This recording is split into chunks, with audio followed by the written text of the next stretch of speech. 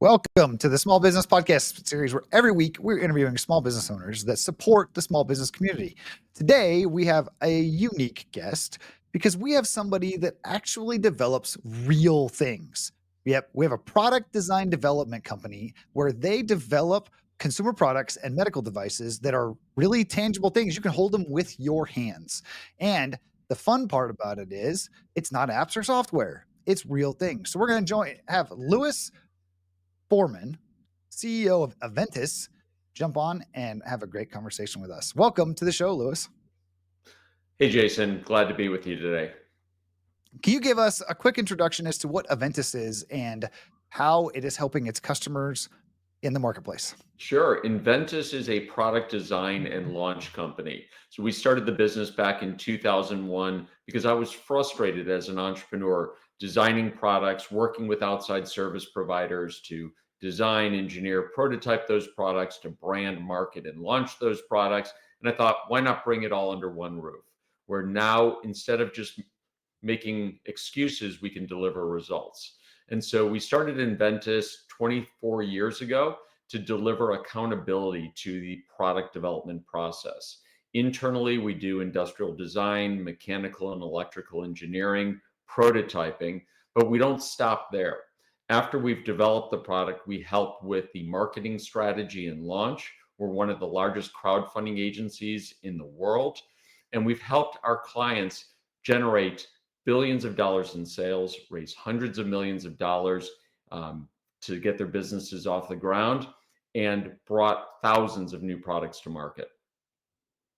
24 years in business is quite the stretch because 90% of businesses fail in the first 10 years, and you've doubled that. That has been an amazing journey, I'm sure, through it.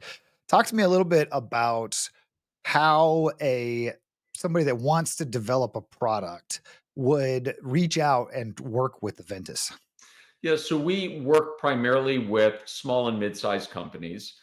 Sometimes it's entrepreneurs who are launching a business. Sometimes it's inventors who want to see their product on a store shelf. In many cases, it's large Fortune 500 companies where we help either take existing products and make them better or develop line extensions that complement what they're already selling. But we've got an incredibly talented team of engineers and designers who are able to identify a problem, create and invent and engineer a solution, and then all the resources to get that idea onto a store shelf. So thinking back, this is a ways because you've got 24 years in business. Thinking back to your early days, what were some of the challenges that you went through to set that you can look back at and say, we did X, Y, and Z, which set our business up for success for these next 20 years? Yeah, I've been a serial entrepreneur for 38 years. I started my first business in my fraternity room in college. And so I've always been an entrepreneur, and I've always relied on outside service providers to help me in the journey of going from an idea to the marketplace. And what frustrated me more than anything as an entrepreneur is that when you're working with outside service providers, if you don't have a successful outcome, there's a lot of finger pointing, there's a lot of blame, and you don't quite know why the product wasn't successful. Was it bad marketing, bad branding, bad manufacturing, bad design? Was it the wrong pricing or manufacturing? And so my thought was, why not bring it all under one roof? So instead of making excuses, we can focus our efforts on delivering results. And so we are really excited about the fact that we've helped so many people get their products into the marketplace. And we align our compensation along with the success of our clients. So this way, our interests are completely in tune with what the client is hoping to achieve. So it's really interesting because you got frustrated with third parties, but yet you created the ultimate third party solution for your customers, it sounds like. Yeah, we built something that we would use. And so we kind of looked at what was missing in the marketplace. How can you bring accountability to the launch of products? And we built this amazing engine that is able to launch hundreds and hundreds of products every single year. I think the key element inside of that for you listeners out there is build something you would use But the caveat is paying attention to what your customers actually want, because how you use something and how your customers use something don't always align, and that makes for a mismatch. Sounds like Lewis has got a great match in the system because he's been going at it for 24 years. What would you say differentiates yourself from others that may be doing the same thing in product development?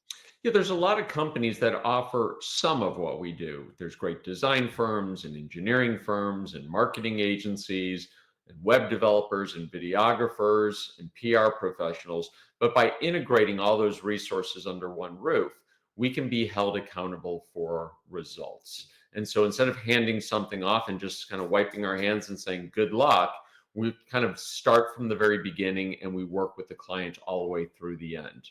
We can help them manufacture the product. We can help them get distribution of the product. We help in the patent process. And so it's really an end to end solution. And that can be quite comforting, especially to small and mid sized businesses that have not navigated these waters in the past. Yeah, it sounds like it can be a very troubling, especially as soon as you start to bring in the word patent and our legal system and how it works around patent attorneys and various different patents inside of it. Well, Um, intellectual property becomes a really important asset in a company's portfolio. The ability to prevent others from making, using, or selling what you've created is not only great protection, but it's part of the incentive for being an innovator, for going out there and assuming risk as an entrepreneur to start a business, knowing that you've got some period of time, some exclusivity where others can't just copy what you've created. yeah, absolutely.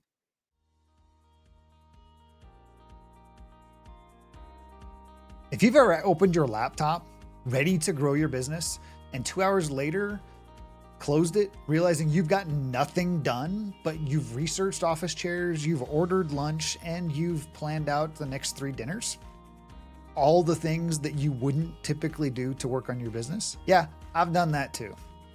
I'm Jason Pond. I'm the host of the Small Business Breakthrough Podcast, and I want you to achieve your breakthrough. But we do that through the community I built. I built the Momentum Community. The Momentum Community is a place where we meet every week. We talk about your goals, where you want to get with your business, and then we track them. And we use the Momentum dashboard to do that.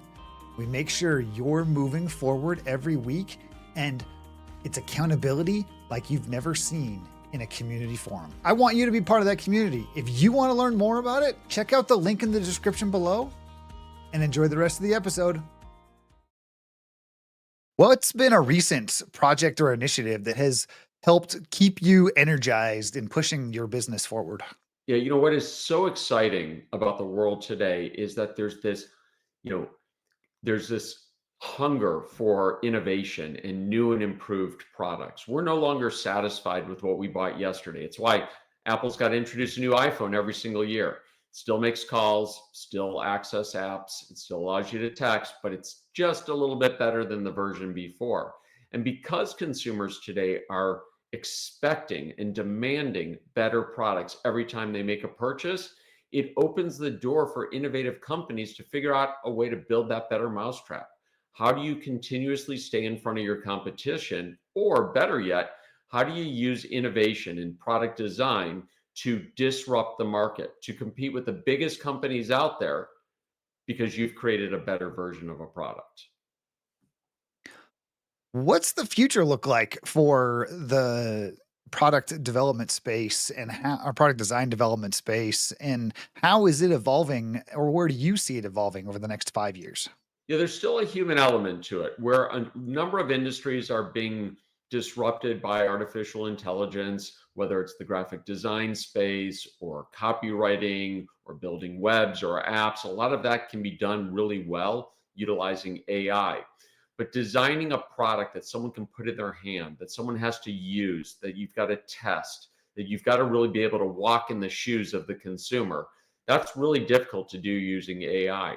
And so you really have to listen to what customers have to say.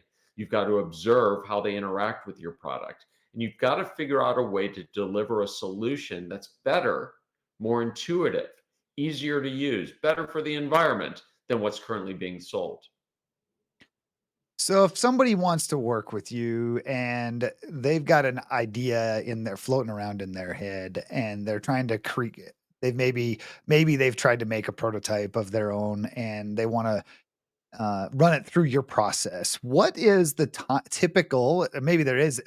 Maybe the question is there a typical? But what's a typical turnaround time from the time they start working with Aventus to actually go to market? Yeah, it could be weeks, it could be years. Really depends on the complexity. If we're developing a surgical tool, it's going to be years before that product actually gets into the marketplace. If it's a basic consumer product that just needs a prototype to send off to a manufacturer overseas to manufacture, it could be weeks or months. But what we're able to do is really quickly assess whether or not we're the right fit for a client. Every client is not the perfect fit for us. And what we don't want to do is waste their time or their money.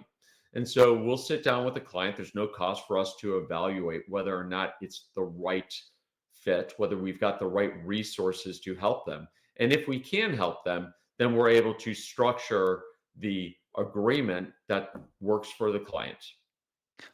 Yeah, that's a great way to approach the process of client acquisition is and understanding that not everybody is your best client or the best client for you, but just having the conversation and being open and transparent about it is definitely a great business practice to continue to push forward.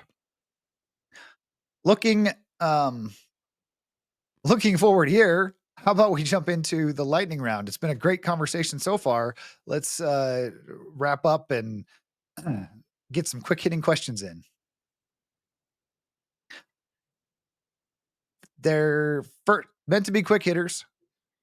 First question, coffee or tea? Coffee. About cats or dogs? My wife loves cats. Happy wife, happy life. That's If you right. could grab only one weapon or item during a zombie apocalypse, what would it be? Ooh, just a couple bottles of tequila to get me through it. That's great. How about a favorite quote or phrase that you think about often? I think Thomas Edison summed it up great. If you want to have a great idea, start with many of them. Yes. How about a book that has influenced your life the most? I really enjoy the stories of successful entrepreneurs. One great story is the story of James Dyson. Wonderful story how he identified a problem, created a solution, and against all odds, created a wonderful business around it. Yes. And then what's the biggest obstacle you've had to overcome and one lesson you have learned from it? Probably the biggest obstacle is just impatience.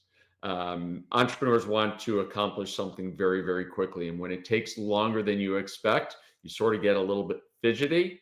But the best advice I can offer is surround yourself with great people. And if you really believe in what you're doing, be persistent because you'll eventually succeed. Yep. That's a very powerful part to end there is if you really believe what you are doing, stay persistent and just keep going because if you've ever read Think and Grow Rich, that gold could be 3 inches away and you might miss it if you decide to stop now.